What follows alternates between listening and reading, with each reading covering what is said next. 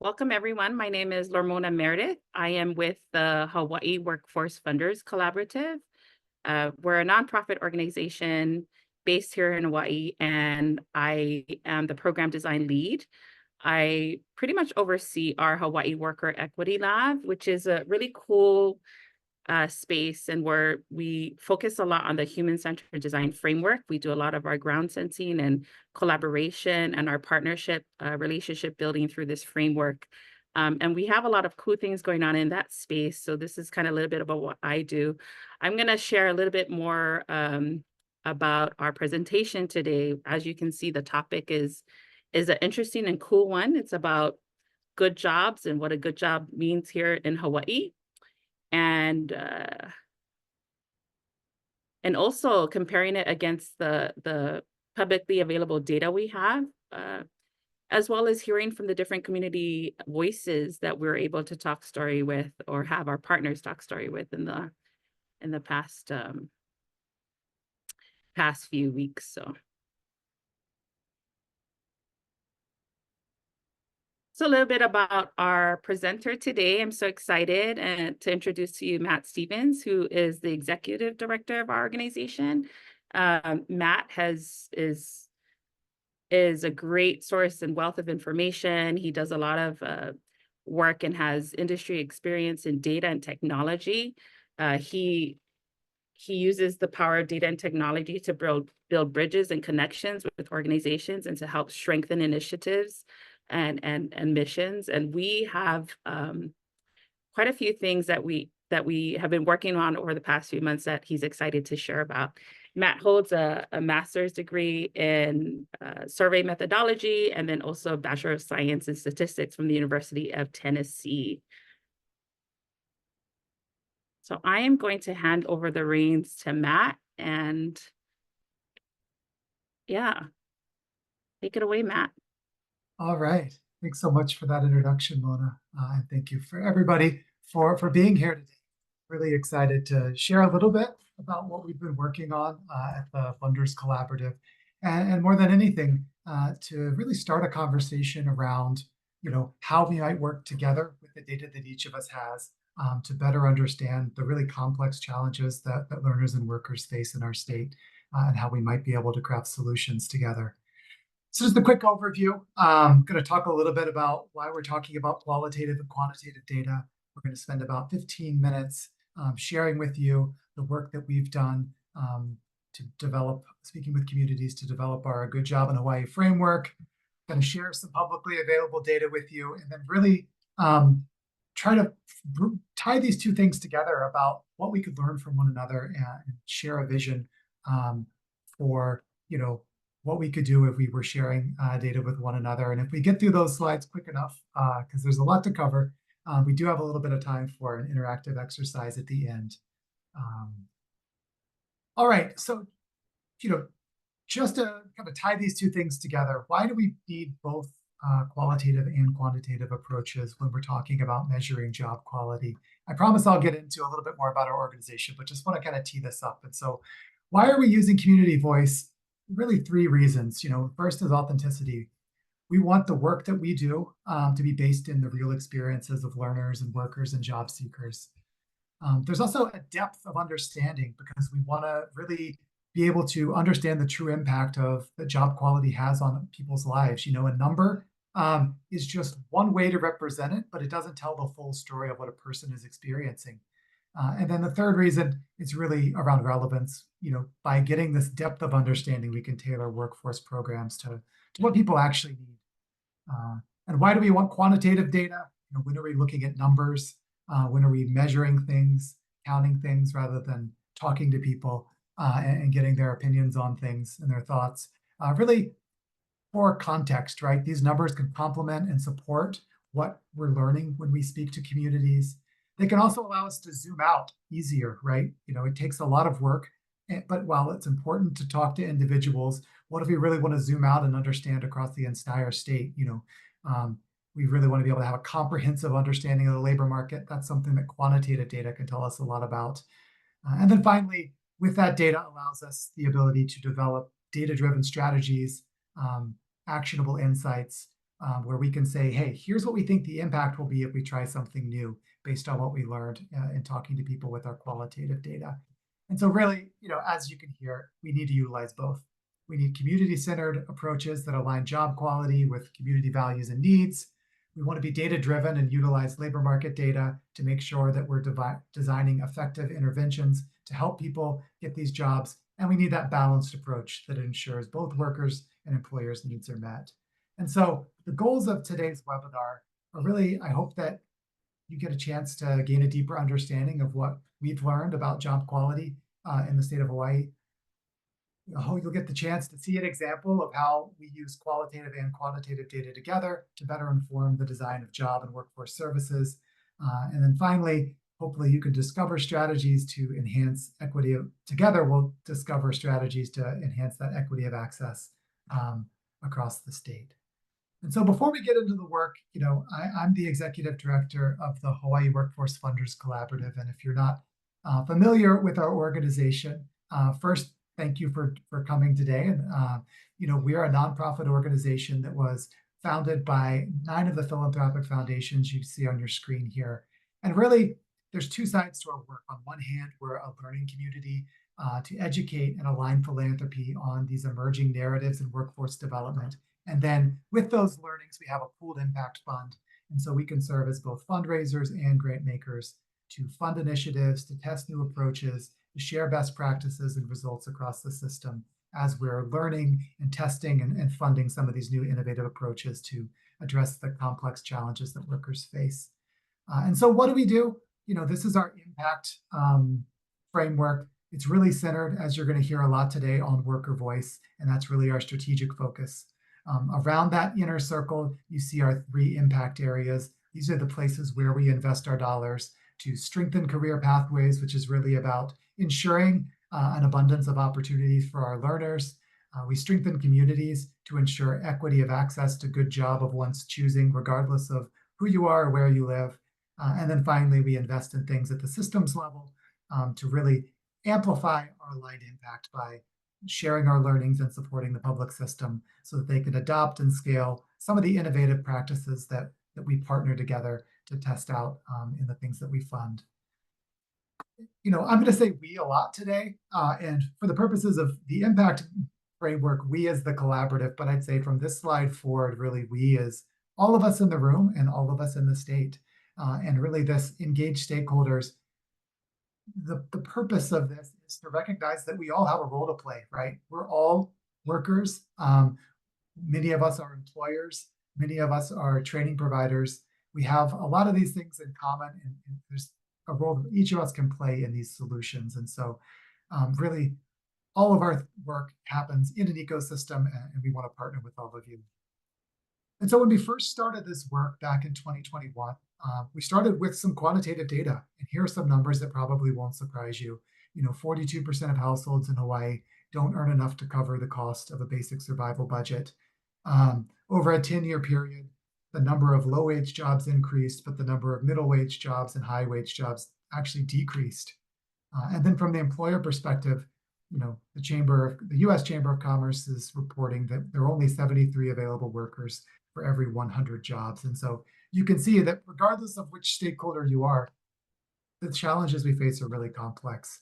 And so we then went to the kind of quantitative side, and we spoke to training providers and we spoke to employers to get more insights on what are the challenges that we're seeing. And again, it just further reiterates what we see with the numbers. Training providers report a need for more living wage jobs, more training programs, better alignment with businesses. And because of those challenges, by and large, the training providers we spoke to were not wholly optimistic about the prospects for the folks that they were training in their terms of their likelihood of getting quality jobs. And then we spoke to employers, and who saw better need for coordination with the training providers, reported that in-state candidates really didn't have enough skills for a lot of the jobs that they had. And so, it led us to ask the question, where are the good jobs? Of the 755 occupations that are currently in the state, only 26 of them have more than 100 openings a year, and can offer a wage that sustain a resident and one other family member. And so, if the good jobs, as they are commonly defined, don't exist yet, we really felt that we had a unique opportunity to kind of learn and define some new definitions that raise up the voices of Hawaii communities, along with those of industries and employers and educators and policymakers, um, around what a good job actually is. And so, kind of our shared vision, and the reason that we do this work is that we want to build a human-centered education and workforce system that creates opportunity for quality, meaningful work, that provides a family-sustaining wage, that allows each individual to have the agency to choose the career path based on what's important to them, and to have the flexibility to choose a training pathway that works best within their circumstances and can serve everyone regardless of where they live or where they are in their career. And so, in order to do this, we partnered with an organization called the Islander Institute that has a lot of experience and community trust working in the areas of community health, education, economic development, INA initiatives, and really the common theme across all of their work and what we felt made them very qualified to do this work was their emphasis on elevating community voice to develop solutions that were consistent with local values and with a goal of creating a vision that includes all.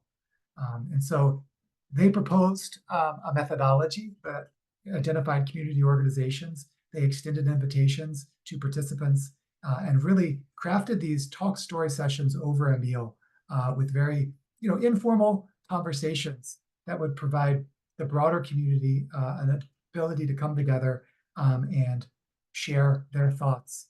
And so you'll see that we spoke with organizations in all 4 counties across the state, and these are some of the organizations that hosted these convenings.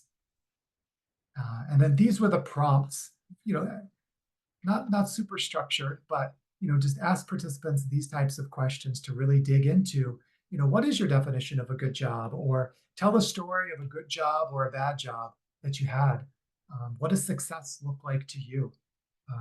And what's the role of money, and what role does it play within your life? And so after hosting these conversations, we were able to, put a report together, and we'll share the link at the end of this.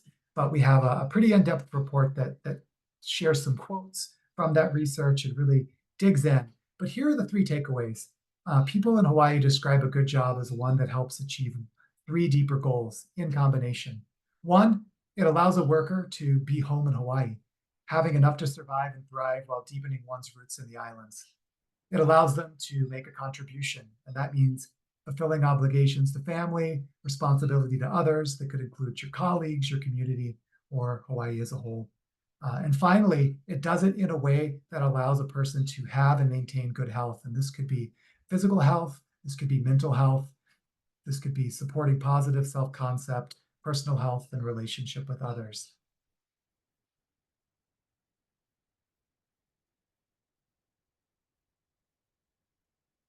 And so in the first, the first category, really the prevailing definition of a good job prior to doing this research, the Western narrative often talks about a good job. And the approach that we took, honestly, when we did this research was how many jobs pay enough to afford to live here? And while it's clear that insufficient pay really is a serious challenge in Hawaii, few people in these conversations mentioned higher pay as the characteristic of a good job. And so the takeaway for us really was, instead of focusing on the expense side, it's really about a job allows the person the ability to meet their costs, and that a job is a place-based goal rather than an economic goal. And I think this quote really illustrates that the best. People who stay in Hawaii aren't trying to get rich. If they wanted to get rich, they would leave. They are staying in Hawaii for something else, and we should be cultivating that something else. The second category is it allows a person to make a contribution, and the most frequently mentioned value was the need to fulfill one's obligation to family. And so this could be a higher paying job, but it could also be a lower paying job with better benefits, or one that's closer to home. That means they're spending less time, commuting to a job an hour away and more time, nearby, able to care for loved ones and other responsibilities to family and community. And this also really spoke to, especially in the Gen Z population, we spoke to a need for meaningful work where one's actions contribute something positive to a team, to a cause, to their community, or to the state as a whole. And so one thing that you'll see as we talk about these, right, is that there's trade-offs. A good job may not have all of these things, but an individual's definition of a good job, navigating that is really weighing those trade-offs and being able to make a decision that fits best and aligns with their needs, their situation, and their own personal values. Um, and so here's a quote that really speaks to that. You know, when I had kids, working so far away in the hotel was tough because of the commute time. I couldn't keep that job because it was taking away from my quality of life, that balance. Then I worked nominal retail jobs, not necessarily making enough money, but it provided enough opportunity to be with my kids. That was the trade off. I could be home and still be here with the kids, even though it didn't pay much. And then finally, the third category is it allows someone to have good health. And so participants recognize that a job can either help or hinder one's sense of well being. In its best case, it can serve as a foundation for a healthy sense of self if the job allows a person to be treated with respect and autonomy. We heard stories of jobs that really helped people to see that they could be good at something, that they could learn, that they could grow, that they could develop mastery within a career for an employer who treated them with respect. And then finally, I think the last insight that really stood out for the Gen Z population is that they're specifically reported seeking jobs that put mental and emotional health on equal footing. Um, and so the quote that really stands out here, actually, I don't have that quote in my slides, but I'll just tell the story, which is that, you know, a lot of the Gen Z population see how hard their parents have worked and the sacrifices that they've made. And they've reported not that they didn't appreciate those sacrifices, but that if they were not shown opportunities that seemed more sustainable, that were not going to degrade their own physical and their own mental health, that they may consider leaving. And so that really was a call to action to us to understand, you know, how can we better understand those values and those trade-offs that the upcoming graduates are facing, and develop metrics that allow us to understand, what a good job is. And so, I'm going to share the link to the full report, and I would encourage you to read through it. This was a very kind of high level on the methodology and illustrating what we learned and how we learned it. So what did we learn from this report in general? The definition of a good job is personal and it's unique to each learner and job seeker. And this personal definition involves weighing a lot of options and balancing those trade-offs. We also learned, I think if we think about that first approach we took, kind of trying to count how many good jobs are out there using kind of traditional economic models, really these top-down methodologies are insufficient in understanding the health of the economy, especially understanding the health of the economy in a specific community, because those are the environments in which any particular job seeker is looking for a good job. And so we need to better understand the impediments and the supports to good jobs that different communities face across the state. And so that's really where we pivot, I think, to kind of zooming out a little bit and thinking about what publicly available data exists that may not tell the full story, right? There's not going to be some silver bullet data analysis that allows us to crack the code on how we do this statewide for everyone in every industry and every community. But the nuance of some of this publicly available data can allow us to take the perspective of different communities, different industries, different regions of the state, and start to understand where those opportunities might lie. And so I'm going to kind of walk you through an exercise I did a few months ago, specifically on Hawaii Island, where I am based, in preparation for the Hawaii County Sustainability Summit that I had the chance to participate in. And so data is available, a lot of great data through DLIR's website, through HireNet. We're going to share the deck after this that has the links to where all these data sources came from. But you can see, if we look at statewide projections of growth, there are different industries that DLIR is lifting up as that will be experiencing high growth over, a decade. And if we look at healthcare and social assistance, we can see about 12,000 new jobs created and fairly steady growth over a 10-year period. And if we want to look right now and kind of gut check this, HireNet also has data available about the employers and the current active job openings. Again, this was analysis I did in March, but this data is actually real time within, I think it's updated on a weekly basis. And so if I was to log in today, I could update this slide with numbers from this week. But you can see, Hawaii Community Health Center, Queens Health System, starting to validate that these aren't just jobs that are going to show up 10 years from now. Health could be an industry and is an industry, right, where there are job openings right now. And so we had that state level job growth projections, but similarly, there are job growth projections at the county level. And so we can also validate, are there specific industries within health where we expect to see the biggest growth? And so you can see ambulatory healthcare services are definitely one of the top areas. And here are some other areas, and you could drill into any of these, but for the purposes of this exercise, let's go further into health. Let's go into ambulatory healthcare services. And what can we learn from publicly available data? We can see what are some of the specific occupations and the estimated employment over the next 10 years in each of these occupations. If we look at current job openings, what are the certifications that are needed in healthcare right now? You can see that there's a need for RNs, CPR certification, basic life support certification. And if we want to drill in even further, or maybe just kind of a different toggle, right? Not just certifications, but what are the skills that employers are looking for in healthcare? And so you can see publicly available data tells us all of these things at a high level. But again, let's say we want to get into community level data. We want to understand where are the jobs. And if I live, where I live in North Kohala, what are the jobs that are available for me if I want to go into healthcare?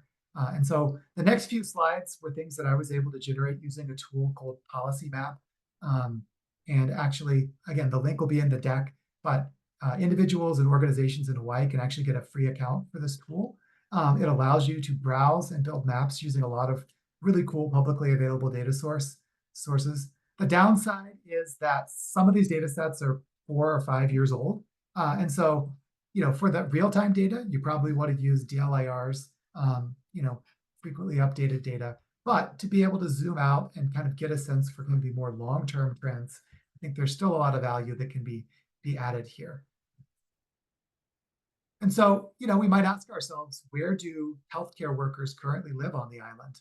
And so, if you want to zoom in and really understand exactly what this data source is, you can. But the real takeaway from this map is that the dark purple areas represent areas with a larger percentage of the population who report working in healthcare. So you see this real dark purple area, over 13–14% of the population is employed in healthcare. Whereas in the lighter areas, it might be as low as 6%. So that's helpful as a starting point, but where are the healthcare jobs? You may not need a publicly available data map to know this, but it seems like, this just kind of validates probably our understanding, if you live on the island, that most of the healthcare jobs are in Hilo, or in Kona, or in Waimea for the most part. And so if we think about these two, we could look at individual communities and say, okay, where do people live? Where do people work? But we can also look, and this isn't specific to healthcare, but we could look at commute trends, right? Because this might be a barrier, right? If you have a home you can afford in an area of the state that doesn't have a lot of healthcare jobs, but you want to go into healthcare, what percentage of workers are traveling more than an hour to work each way? And so that's the dark purple areas of this map. And which areas on the island are currently most isolated for jobs? And so it shows you how many people within each area are driving more than 45 minutes from home each way to go to work each day. And this might be important, right? Again, to sort of verbally alluded to, the cost of housing is different in different communities. And so by looking at all of these things, right, we can understand, where do people live? Where are the jobs? Where's the mismatch? And so what this could tell us, depending on which stakeholder we are, where might there be opportunities to, meet people where they are with training programs if they live in areas that are, far away from jobs right now, or where might there be opportunities to, grow certain industries if there is interest in certain sectors. So, again, these are very high level analysis, but there are some really good insights we can learn from this, right? We can identify growth sectors. We can target our training and education programs to prepare local workforce based on where people live, where there are people with current affordable housing. We can identify immediate job opportunities. We can create those landing places for active job seekers based on what they're looking for. We can project future labor market needs. We can understand the certifications that are needed for current open jobs. We can develop metrics that allow us to begin to assess the equity of opportunities for good jobs by community. And then we can identify those target areas for workforce development and subsequent economic development activities. And again, that's just one more kind of layer to this. And so in order to really get in there and start to get those really actionable insights, what could we learn from the great work that people in this room, people in our sector are already doing? And so on the next 3 slides, I'm just going to share 3 examples of some in-depth data analysis that's being done with a lens kind of leading to how could we align these efforts together to kind of contribute to a shared knowledge base that allows us to develop a framework for utilizing this information, learning together, and testing things out. And so just to summarize what we've shared so far, our community-driven framework allowed us to identify what the characteristics of a good job are. And then the publicly available data allowed us to understand where are good jobs and who currently has access to them. But what additional data are others collecting that could build off of this foundation to better inform the design of workforce service delivery? And so the first example, and I'm not sure if we have anybody in the room from Vibrant Hawaii today, but we partnered with them on this work and really appreciate what they did. They surveyed students, employers, and educators across the Hawaii Island to really ask, what does success look like for our youth? And the purpose of doing this work was really to inform what work-based learning programs exist on our island currently that allow youth to explore careers, to understand the opportunities that are out there, to envision what a successful career could look like, that allow them to develop a plan to remain on our island, with a good job. And so, one example of a data point that I thought was really great from this report, but again, the link is to the full report in the slide deck. They surveyed students on their top areas of interest, and they also surveyed educators and employers. And being able to see this alignment tells us, where there might be opportunities to create more work-based learning opportunities that currently we're not thinking about. And so creative arts was the top category that students said that they would be interested in learning more about and potentially finding a career in. But you can compare that to what educators said. Only 3.5% of educators perceive creative arts as a top field of growth or a place where there are currently work-based learning opportunities. And so this work at the community level allows us to really lift up the need for more work-based learning opportunities.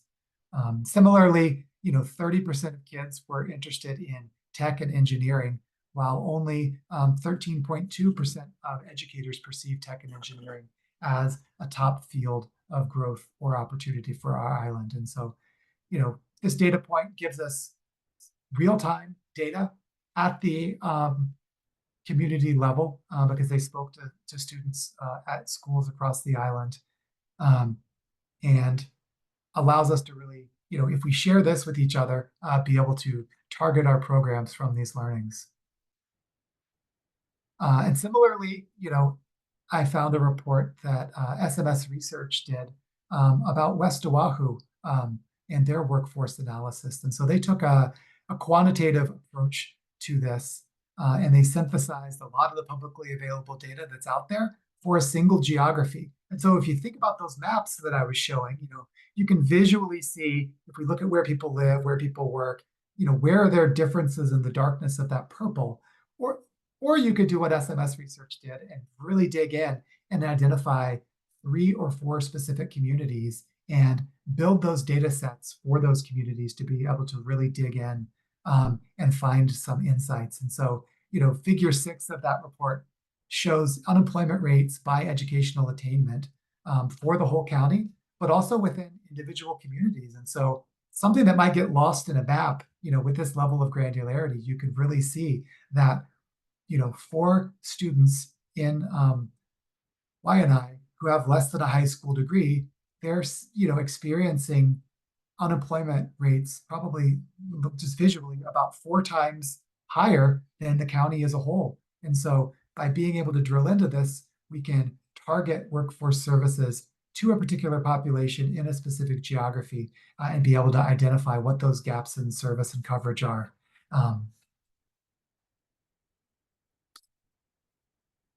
And then finally, here's an example of a tool that I think really combines quantitative and qualitative data. And this was some work that was done at the national level by a partner of ours, the National Fund for Workforce Solutions. Really, like, how can we test the hypotheses that we develop by looking at some of these data sets, by speaking directly to workers? The National Fund points out that career navigation is rarely, if ever, a linear journey. We talk about pathways, and I think that's helpful as we're thinking about how we build curriculums, how we point kids to very clear areas of study. But for any individual person, and if we think about each of our own career journeys, right, it's likely not been very linear. And so if we want to think about the support services that might lead to equitable access to a good job, we really want to understand how people move through the existing system. Where are they running into tension? Where are they running into support? And so, this is pretty small, but the work that they were able to do was really based on interviewing individual workers in a geography, in a specific industry, to have them tell the story of their workforce journey, and then to be able to visually map it, right? So you can see that this worker started, in the self-assessment area.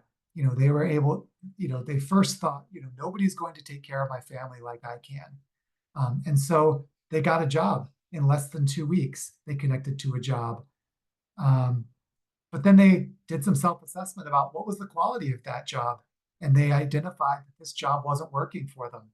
They missed their kids and they're unfulfilled by the role. So they went and did career exploration. Then they connected to a new job, self-assessed, connected to a different job, found a career pathway.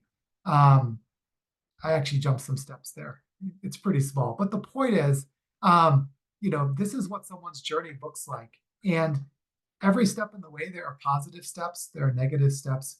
But if we could lift up these stories visually through individual qualitative journeys and then collect a lot of this data, how can we start to validate our old assumptions, the narratives that we think we know about the systems we're working in?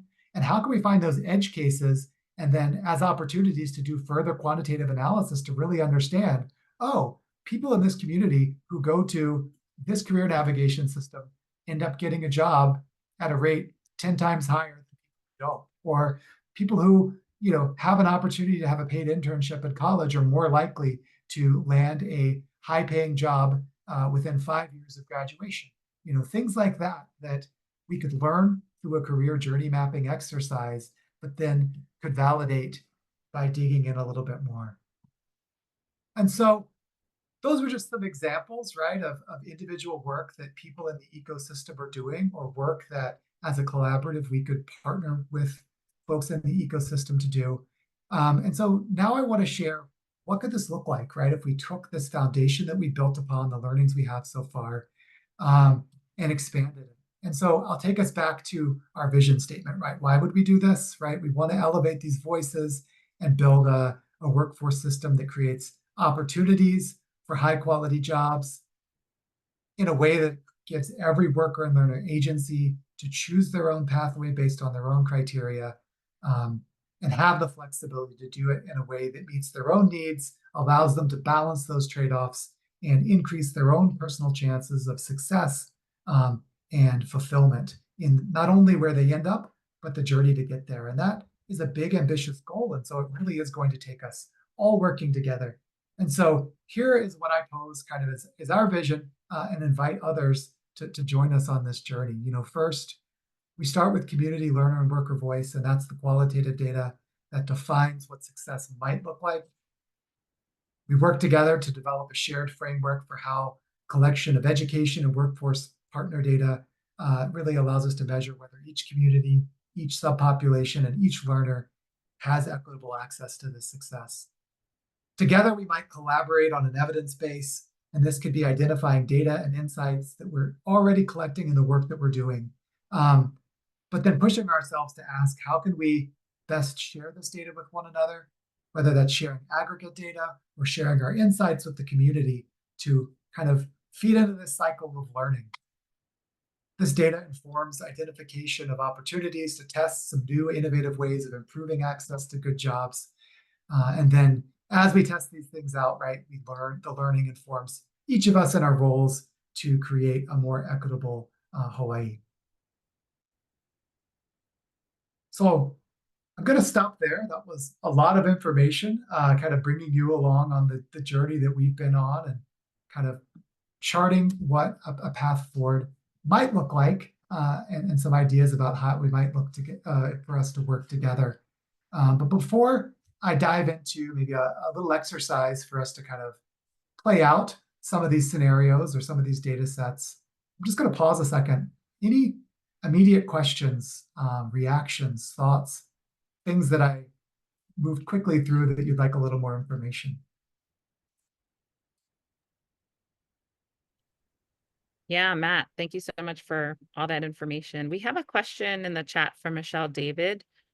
Michelle, I don't know if you want to go ahead and unmute yourself or if you want me to just summarize your question. Happy to do that too. Yes, hello. Yeah, I mean, you could go ahead and summarize the question. I pretty much wrote everything out there. Okay. Yeah. So Michelle was asking, where are the good jobs, the remote and part-time jobs? And then she also listed, a few factors that, one takes into consideration that helps them define what's good for them. Yeah, if you can speak a little bit about that, Matt. Yeah. I think, I don't have the answer off the top of my head, right, around where those jobs are, but I would think that some of this publicly available data could allow us to start to dig into that. And that actually might be a really good question for our interactive exercise. So I may hold on to that one because I'd love to think about how do we learn, are there industries, I mean, off the top of my head, I think there are certain jobs that are more conducive to remote work, right? One data point that I share in almost every conversation I have, but for some reason didn't make its way into this presentation today, that I'll share, is that, there are differences by island, as we all know, right? When we're talking about Oahu, for instance, right now, there are 2 open jobs for every active job seeker in HireNet. And so that means there are, a lot more jobs than job seekers. But when we talk about neighbor islands, that trend is really flipped, where there are 2 job seekers for every active job. And so to your point, it does seem like inter-island remote work is a big opportunity. And so looking at kind of national data, can we understand which industries are most conducive to remote work? And then by doing a study of job postings, can we see how many of the local jobs within our state are open to remote work or open to candidates? And are there things we can do to engage with employers to understand, what are the barriers to offering jobs remotely? So those are just some of the ideas off the top of my head, but maybe when we get into the interactive exercise, we could dig into what other data sets might be available. Yeah, thank you. Yeah, it's just, I was looking at AmeriCorps and asked them about remote and part-time because I saw in the past they had more and they said that they're getting away from that. And also the state of Hawaii says that they don't have any remote part-time jobs. A long time ago in that movie 9 to 5, I don't know if anyone remembers that, but in the end, when the women kind of took over the company, that was one of the things that they instituted was like a job sharing program for somebody who, so then the mom could be home for her kid after school and somebody who was maybe a housewife in the morning could work in the afternoon. And it's like, you know, we've known for a long time. I mean, probably even before that movie in the 70s, but you know, that was in the 70s, and you know, it's 50 years now. And it seems like the just, you know, system hasn't figured out. I mean, even after COVID, it's like, why didn't anybody learn the lesson But, that so what'd you say? jobs are good? I'm sorry. So anyway, I just think that there's just a lot of missed opportunity there. And I guess why I'm also thinking about it is because it's the kind of job that, like, my son, who's 24 and he's, you know, starting UH, and he kind of wants to go to school part-time and work part-time. And he has he gets like Crohn's disease, which isn't all the time, but you know, having a remote job would be so much better for him, or something where he, you know, could have some flexibility. And he's like a wonderful person, really smart. And same for me, like I want a remote part-time job so I can keep doing my own business and consulting. And, you know, another thing is when you have benefits, like, so if you have like HUD housing and you have, you know, the state insurance, it's like, I don't really need a full-time job. And it's better for me actually to have a part-time job, because, you know, it gets to be like in that situation where the more you make, the more they take away. And then, you know, I don't want to be like at that kind of threshold where they take away the benefit because I might need it again when I retire. So yeah, there's just like so many kind of personal situations, and I listed a ton there, but it's yeah, just it just seems a shame that, like, you know, federal and state, like these big employers, even University of Hawaii, you don't really see those jobs there. So yeah, some of the biggest employers in the state could offer more of these kind of positions and save themselves the benefit of like not needing to pay for healthcare and all of that by having, you know, 2 people working 19 and a half hours a week or something like that. Anyway, Yeah, up there, it's just, it's you know, when you're talking about good jobs, it's just where I see a big discrepancy. yeah. No, you raise some really good points, and I think that approach you're taking is something that employers are beginning to adopt in different places, right? Which is this idea of, if I've had this job posted for a year, you know, this job description, and either no one's applying for it or I can't find someone, to your point, are there opportunities for skills-based hiring, right? Where we're thinking about different degree requirements, you know, maybe getting rid of a degree requirement already. What are the skills actually needed to do the job? And to your point, if there aren't candidates who have all of those skills, can we hire someone with 80% of those skills and commit to training them the remaining 20 on the job?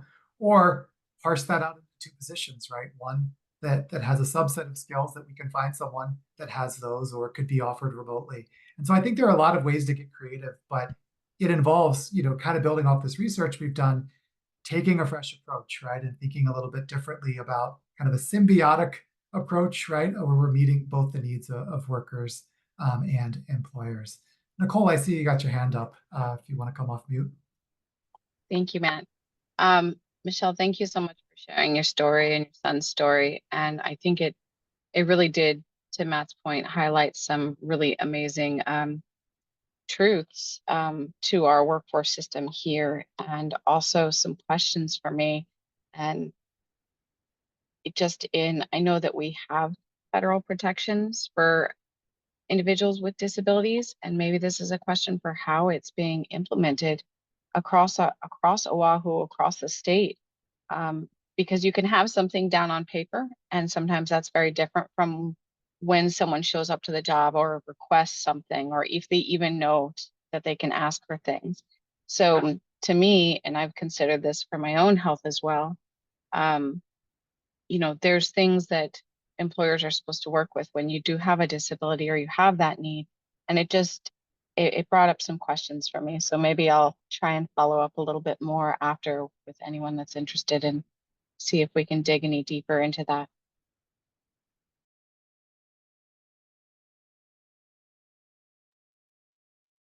That's wonderful. Thanks so much, Nicole, for your insights, and also Michelle for your question to start us off. Anyone else have any questions for Matt? Burning questions that they want to share at this point in time? Harvey, Yeah, go go for ahead. it. Yeah, hi. Let me get off of onto video so you can see me. What we've been finding is that workforce development is entirely dependent upon economic development and affordable housing. And how and I'm really presenting this to the entire community here. How can we integrate, collaborate, work together to not only help people develop skills, but also address, the fact that in terms of the economy, there's such a limit in terms of the business sectors where there is job. I know on the island of Hawaii, hospitality tends to be the gorilla in the room, but healthcare is a close second. And hearing stories of people that want to get jobs as nurses, but they can't afford the housing here, is really a challenge for some of the better paying jobs. Or that the way the system is set up, we now have this visiting nurse program that's highly profitable to the shareholders, that then makes it difficult for people to get full-time jobs as nurses here.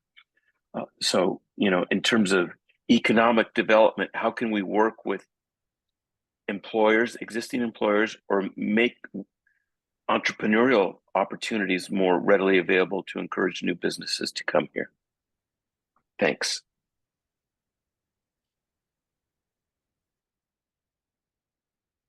Yeah, those are really great points, Harvey. From our conversations, I don't have the answer just yet, but I'd be curious for those in the room, thinking about the data sets we've talked about today. Are there data points, that would be helpful to shaping that example that you just gave, Harvey?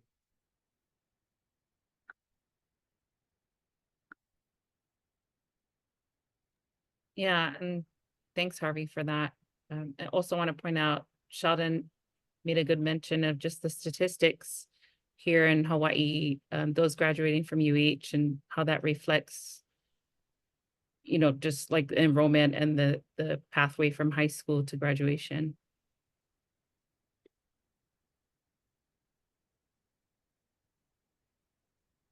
These are great questions, guys. Yeah, so maybe I will share my screen again and jump into what can be a very loosely structured interactive exercise here.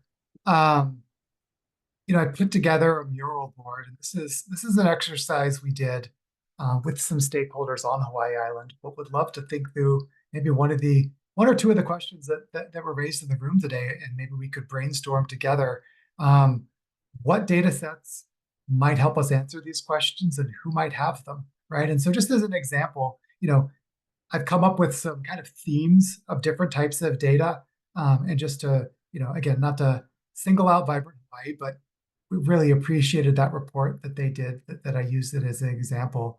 And just so as an example, that report that they generated by speaking to youth across the island allowed us to gain insights on, youth engagement and outcomes. They also provided sector-specific labor market information around what careers students were interested in and whether or not there are work-based learning opportunities in those fields. Really all of these categories were fulfilled by that, but also, specifically helped us, and I didn't highlight this in the presentation, but they had a whole section asking about what are your barriers to participation in work-based learning, and how does that vary by community? Transportation was the biggest barrier, especially for some of the more remote and rural portions of the island. And so by understanding that data, we can understand what supports are needed to ensure participation in work-based learning. And so maybe we take Sheldon's question here, right? Where he mentions that roughly 50% of high school graduates attend a UH campus, but there isn't necessarily data from at least that data source around where the rest are going. Of those graduating from high school, he needs to dig deeper and see who has the ability to get a degree that leads to a livable wage in Hawaii. So who, you know, who has the rigor in terms of academics or other skills to be able to actually get those jobs.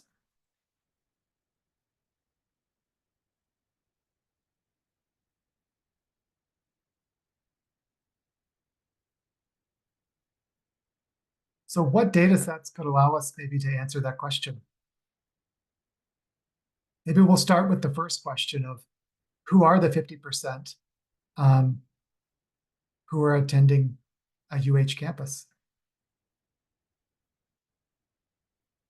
Sorry, if you don't mind, could I jump in real fast? Oh, please. Yes, so I'm from Kapiolani Community College, and it's just interesting how for years the conversation has been, they want to go into healthcare or they want to go into some STEM field, but many times they have a hard time articulating what that means. And then when they start taking courses that lead to that particular program, they have a tough time with the rigor. So such as high-level mathematics, science courses. And so then it kind of goes back to what is tangible for them, or do they have the wherewithal to make certain priorities and sacrifices to achieve whatever goal that's in front of them. So that, I mean, I don't have a question or an answer. Just that's the ongoing struggle I've been witnessing at KCC for many, many, many years. And still to this day, we still see a lot of, I want to go into nursing, but they just can't make the grade. Therefore, having a tough time leading into fields that could be potentially, create a livable wage. Mhm. This is an unfortunate cycle. Yeah, yeah. No, that makes a lot of sense. And so if we were to try to craft a long-term kind of generational solution to some of the tension that you're describing, I think one of our theories and why we've made some initial investments in work-based learning across the state at the Funders Collaborative is that I think one of our theories is giving kids a chance to not just find the careers that they're interested in earlier, but to get some sort of tangible experience, shadowing or understanding what the realities of that job might look like, could create stronger engagement and potentially stronger interest, or really answer that question I think that all of us had when we were in school of, why am I learning this? When am I going to use it? Right? I know that's just one piece of what you're describing, but perhaps, building off of the work that Vibrant Hawaii did, there could be similar data sets where we could understand, which students, which schools are getting access to work, high quality work-based learning opportunities earlier in their middle and high school career, and see if there's a correlation to those kids who had that exposure to maybe having, stronger math skills or some of these other kind of leading indicators you're talking about, Sheldon. Yeah, thanks, Ben. I really appreciate that one article you shared about how, I think you had mentioned they want to push more internships, which I think is really great. And as much as I think people value this whole like early college thing where, high school kids are taking college courses, I feel stuff like internships, I think weigh equally, maybe even more, so that it creates more meaning on why students are doing math, why they need to take rigorous science, because if they're doing internships, they have firsthand knowledge or firsthand exposure on what the industry demands. So then it creates relevance in what they're studying in the classroom. Yeah. So I really appreciate you sharing that article. Yeah, that report has a lot of really great information about work-based learning, and specifically how can we adapt it in real time to the needs of students. Aligning with industry needs is really important, right? Because we want to make sure we're training kids in things where there are going to be jobs, and making sure that we understand what kids are interested in so that we can make sure that they're engaged from the start and have the chance to explore different things, maybe before landing on one of those kind of industry-driven jobs that we know are more likely to be there. Well, I want to be respectful of time. I know we have just a couple minutes left for the hour that we allocated. We might have time for one more question. And we can also hang around if folks want to ask questions afterwards. Mona has shared a link to a quick follow-up survey in the chat, and I know she's going to mail that out after the webinar as well. If you wouldn't mind taking a moment just to let us know what was useful today. Actually, I'm taking your role here, Mona. I'll pass it over to you. Oh, no. Thank you so much, Matt. That was great. And I know we appreciated everyone's contribution to the conversation. This is really important, a space that we're talking about and just quite broad and varied. So we really appreciate that. I did drop a link for our survey. We highly, highly encourage you to fill that out, please. When you get the time, I'll also send that out in a follow-up email along with the resources that was shared and links that were shared during Matt's presentation. And also an invitation if anyone else is interested in discussing and maybe even highlighting and bringing to the forefront like other important issues and workforce development initiatives that you folks are working on. We'd love to hear from you. We'd love to chat and potentially support you in this effort. So thank you so much, everyone. If you want to hang back and you have other questions for Matt, please feel free. But yeah, we want to honor everyone's time. Go grab some lunch if you have a lunch date. And yeah, if you want to hang with us and talk story, we're here for the next few minutes. Thank you so much, everyone. Mahalo, mahalo.